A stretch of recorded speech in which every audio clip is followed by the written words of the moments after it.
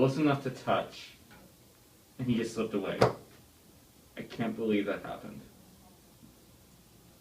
Sugar's just not so sweet anymore, is it? Alright.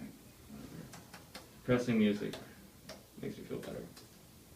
I'll probably move into my mom's basement, sell all my gadgets on eBay.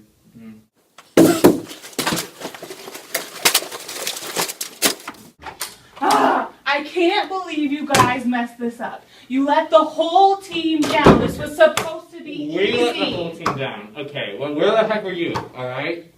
Well, if you had known what you were doing... I didn't know what I was doing. I cannot believe you're trying to blame this on me. You're the one with the sulfate. Seriously? You people. Okay, you You're need to shut up stop right fighting. now. Bickering is not going to solve any problems. We have to go back and figure out what we did wrong, or else Myoglobin wins. Well, what exactly happened?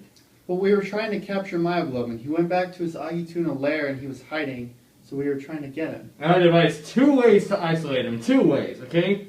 Well, where did we go wrong? Well, we broke down his lair with liquid nitrogen by freezing it solid. Then we ground up all the protein fibers with a mortar and pestle, and that left him totally exposed.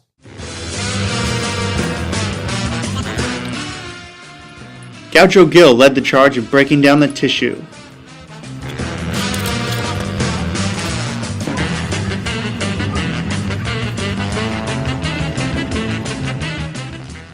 Hailstorm dissolved it into the ice-cold buffer by shaking.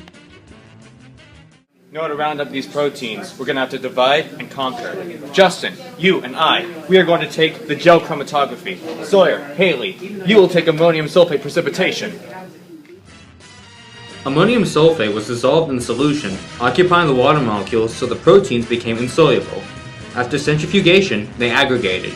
We took out the solid, then increased the sulfate concentration to collect more proteins. The more ammonium sulfate, the less dissolved protein. Next, we isolated protein using a Cefidex G50 column. The column has small pores that trap the smaller proteins, so the large proteins escape through the column first. We collected 10 drops of the protein solution into each of 50 microcentrifuge tubes.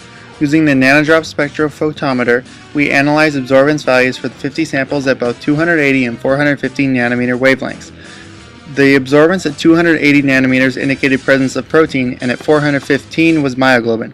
We did not find either of these for any sample, indicating protein was lost in an earlier step.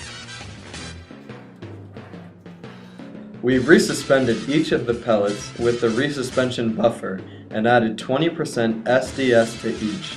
We vortexed them and boiled them for 5 minutes.